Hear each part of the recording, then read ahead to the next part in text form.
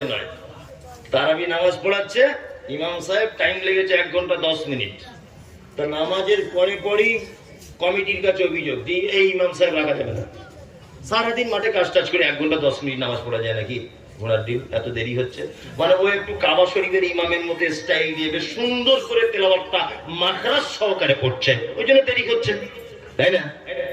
এখন কমিটির চাপ চুপ খুব বেশি। ইমাম সাহেবকে রাতের অন্ধকারে জানলা দিয়ে বলে দিচ্ছে, কাল সকালে রিটার্ন টিকিট কেটে বাড়ি চলে যান, আপনার চাকরি শেষ।